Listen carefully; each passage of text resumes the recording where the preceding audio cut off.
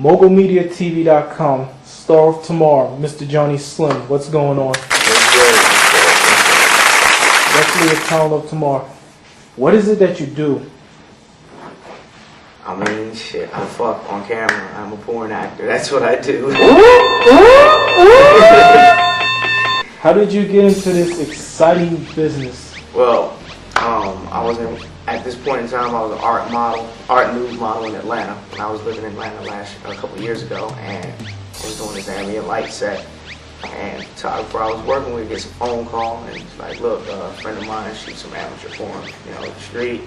Whatever happened to the guy happened. You don't look that bad. You want to do some porn? Just go over, strap on the rubber, you're not tested. So just sign your release, get your bread and go. And then came back for another, kind of went on to all the way up the line until I, established some sort of resume. And here I am. And this shit's fucking fun. Now, what was your first time on camera like? Hot. The lights, had to get used to the lights. I mean, my first real scene that was even broadcast at any level was for the Gangbang Squad, because I did a lot of amateur stuff that I may not see for like 10 years, depending on who finds it and buys it and does like an old school site or something. But I mean, yeah, it was a Gangbang Squad, so I came up. I was already involved in the swingers, and I had my little swingers thing going on, so it wasn't a problem doing a group thing. What's the hardest thing about your job? Wow. Wow. The hardest thing is just sometimes you deal with people that you just didn't expect them to conduct themselves the way they did. It kind of takes you by surprise, and then you have to adapt to it to be able to withstand the whole interaction with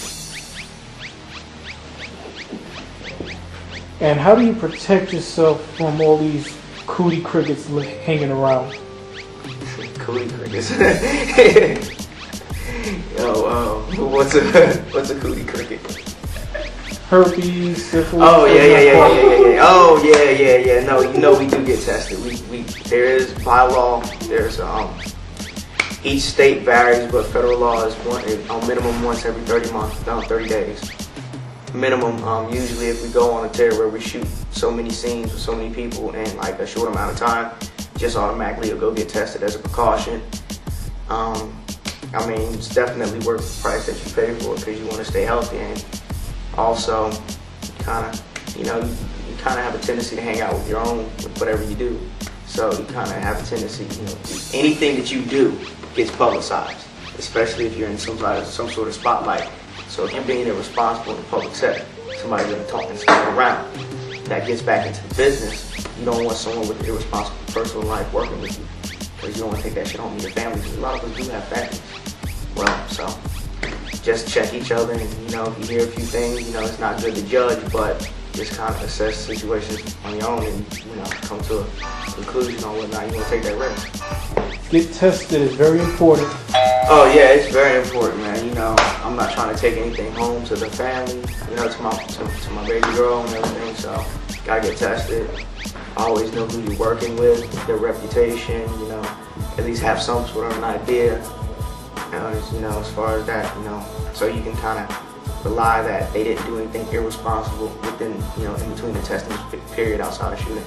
And you're a very detailed person when we was talking behind the scenes, everything to the T and to the brim, which I'm not going to give away. You ever had ladies email you saying they want to work with you? Not emails per se, but I have had interaction with ladies here or there. I mean, are you speaking like new or like any in general? Yeah, I've had that. I mean, with the few people that I knew at the time, starting out with this, some of the new ones, and then as I went on farther, also as I met more people. So I get some requests or whatever you want to call them. You ever had a cold request? A girl that was so eager and then just get cold feet when the camera went on? Yeah, I've actually had that happen. Just completely froze and couldn't get it together, so we didn't even get halfway through the blowjob portion. and that must have pissed you off because that's money down the toilet. Yeah. This is a business, people. Yeah, it is a business, but you also can't force somebody to do something they don't want to do. So if she was having jitters about it, I'd rather, waste the money and have it, or miss the money, than potentially have a problem later on. So, you gotta respect people's limits and boundaries and whatever they request. Though it can be a waste of time, and I'd advise you to be serious about what you're doing, but you still respect it. How the fans can find you? Yeah, you can hit me on, you can check me out on the Brazen Boys website, www.brazenboys.com. Have a few updates on Hood Hunter. Check your local video store for various Basic Bangles titles. I Fuck My Boss's Daughter 2, When Black Mothers 9, Black Ass Suffocation 2, and Wet Latin Butts 10 is on deck to be out too. I've done a lot. I actually see a couple of Dipset's titles coming out. One I think is Skygangers, and the other one is actually, honestly, Joe wouldn't even tell me. But I know I got 2 of those titles coming out, so you can catch me there, or you can, as always, on Twitter, Jonny Slim. Those spaces, JONNYSLIM. Now here's another question. In the business, I know everybody has their rates. How do you approach women with your rate and they respect that? Like, oh, you mean women or the companies I deal with? Like the business you deal with.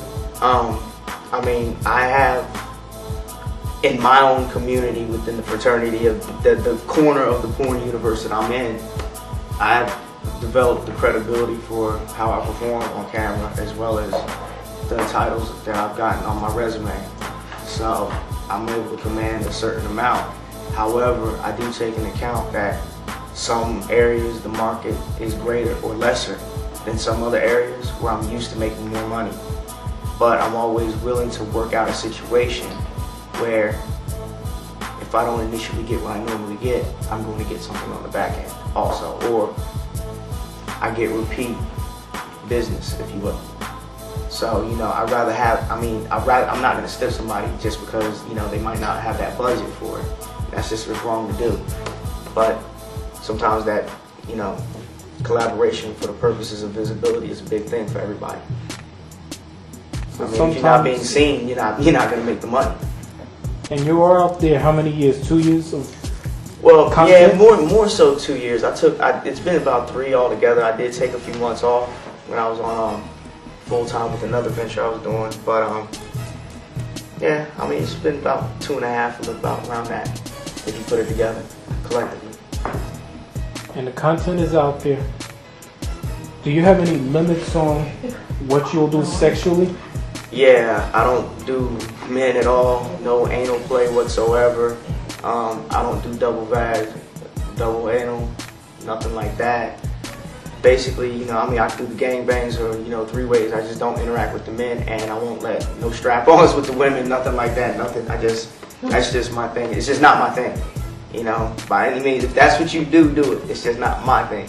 Everybody has their different levels of sexuality. How did you discover yours that you wanted to?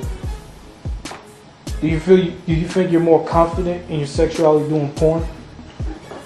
I was fucked up in high school, man. We were running orgies in my friend's RV. Come on, man. The only difference is, instead of actually having real people watching, it's a camera.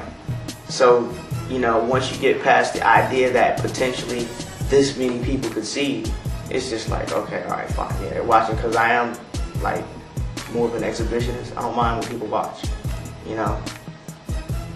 Or sometimes if you can, if you're off to the corner in a public area, the whole possibility of getting caught, the whole danger thrill, that adrenaline rush.